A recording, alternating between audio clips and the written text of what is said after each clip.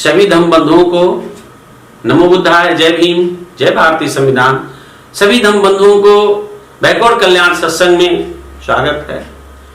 साथियों, जब भी समाज, देश, काल, परिस्थितियां आती हैं तो साथियों आधुनिक अक्सर समाज में लोग कहते क्रांति चाहिए, परिवर्तन चाहिए। पर कैसा परिवर्तन? मैं उन सभी बैकवर्ड समाज के लोगों को बताना चाहता हूं कि जो हमारा संविधान है वह एक क्रांति का बहुत बड़ा दृश्य है जो आपके सामने है। जो पूर्व में व्यवस्था थी उस व्यवस्था को परिवर्तित करके ही जो संविधान में लिखी गई चीजें हैं वह व्यवस्था परिवर्तन अपने आप में स्वयं है। जो कुछ लोग यह कहते हैं कि हमें व्यवस्था परिवर्तन करना है, ऐसे धम्म बंधुओं को मैं बताना चाहता हूं कि जो संविधान में परिवर्तित व्यवस्था है पहले उसे लागू कर दीजिए, तभी हमारे देश के बैकवर्ड कल्याण होगा, तभी समाज का कल्याण होगा। आज तक लोग जो भी, जब तक वह चुनाव जीत के नेता नहीं बनते हैं, जब तक अधिकारी नहीं बनते हैं, तब तक बड़ी बड़ी देश की बात करते हैं, और जब पद पावर पा जाते हैं तो कलम के सिपाही की जगह कलम के चोर बन जाते हैं। यही वजह है कि अंबेडकर साहब की तरह कलम के सिपाही बनिए, कथनी और करनी में अंतर रखिए मत, और देश का सर्वांगीण तभी विकास होगा। इन चीजों को समझने के लिए हमने बड़े अध्ययन करने के बाद आज समाज को जो व्यवस्था परिवर्तन की क्रांति संविधान में वर्णित है उसका 5 गुरु मंत्र है। यह 5 गुरु मंत्र पर अमल करना एक बहुत जरूरी है बैकवर्ड समाज के लिए, क्योंकि बैकवर्ड समाज को आगे बढ़ना है और आगे बढ़ने के लिए स्वयं को कर्म करना होगा, सही मार्गदर्शन पर चलना होगा। वह सही मार्गदर्शन क्या है कि सम्यक वैचारिक क्रांति। साथियों, अगर यह 5 गुरु मंत्र अगर फॉलो हो गया तो आज बैकवर्ड समाज का कोई भी व्यक्ति पिछड़ा नहीं रह जाएगा। वह देश सर्वांगीण विकास के लिए, सबको प्रबुद्ध बनाने के लिए अम्बेडकर साहब ने यह संविधान जो दिया है तो उसमें कहा कि सम्यक वैचारिक क्रांति होनी चाहिए। वह वैचारिक क्रांति के लिए एक शुरुआत हो, दृढ़ संकल्पित होकर के एक विचार पर चले। वह एक विचार क्या है? वो संविधान का सबसे प्रदत्त हमारा प्रियम्बल और हमारा मौलिक अधिकार और नीति निर्देशक तत्व, यह सारे तत्व मिलकर के मानव कल्याण के हितकारी नियम पर है। यह एक ही हमारा वैचारिक क्रांति का एक पहला गुरु मंत्र है।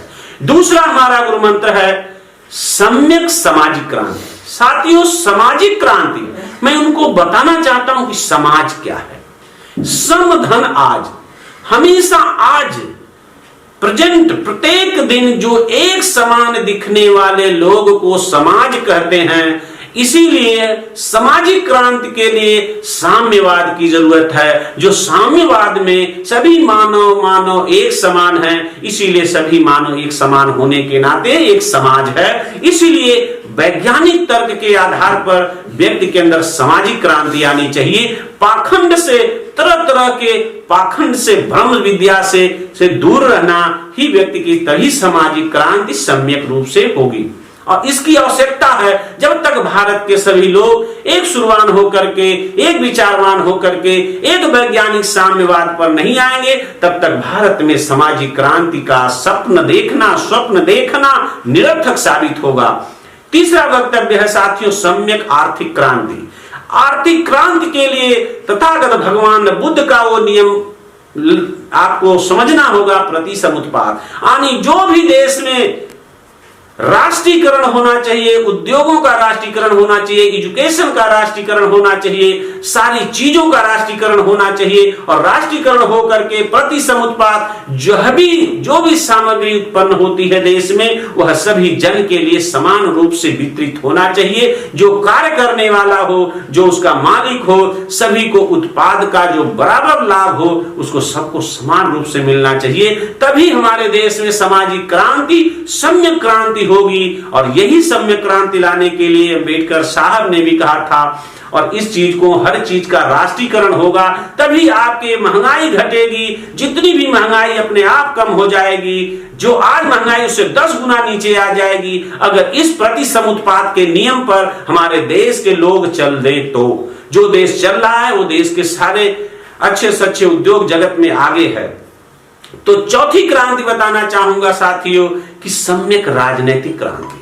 सम्यक राजनीतिक क्रांति लाना है तो संविधान के प्रियम्बल के अनुसार हमें हर व्यक्ति को अवसर की समानता देनी चाहिए। वह देश का वह सबसे बड़ा राष्ट्रद्रोही है, देशद्रोही है, जो सांसद विधायक एक बार बनने के बाद अगर वह दोबारा फिर से चुन के जाता है और दोबारा लड़ता है, वह देशद्रोही राष्ट्रद्रोही है, वह संविधान का पालक नहीं है। तभी समानता हमारे देश में नहीं आ रही है और विषमता दिन दिन बढ़ती जा रही है, क्योंकि संविधान का पालन नहीं किया जा रहा है। संविधान के पालन करने वाले गलत हैं। इसीलिए साथियों अम्बेडकर साहब ने कहा था कि संविधान अगर जो पालन करने वाले सही हो तो गलत से कमजोर संविधान अच्छा साबित होगा।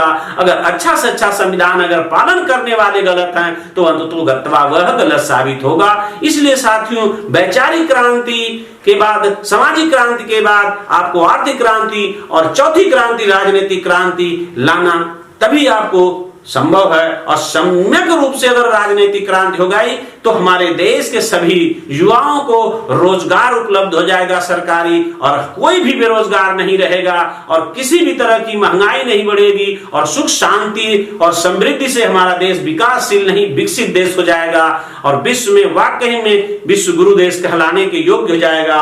और चौथी क्रांति के बाद पांचवी सम्यक क्रांति है कि मानव जीवन के नैतिक मूल्यों का जो स्थापित हो जाएगा, सभी मानव एक समान हो जाएंगे। सम्यक सधम्म क्रांति, ऐसे मानवतावादी समानतावादी समबुद्धत्व की प्राप्ति हो जाएगी जिस दिन हम सभी मानव एक दूसरे को मानव को समझने लगेंगे। उनके अंदर ईर्ष्या, द्वेष, क्रोध, अहंकार, बहुत सारे जो पाखंड भरी व्यवस्था खत्म हो जाएगी और सम्यक सधम्म की स्थापना हो जाएगी। इसीलिए साथियों आज ये पंच जो गुरु मंत्र है इस पर अमल करने की जरूरत है और स्वयं चलने की जरूरत है। इन्हीं शब्दों के साथ आप सभी से निवेदन है कि इस पंच जो क्रांति है इसको अमल करने की जरूरत है। इन्हीं शब्दों के साथ सभी लोगों को, धम्म बंधुओं को नमो बुद्धाय, जय भीम, जय भारतीय संविधान।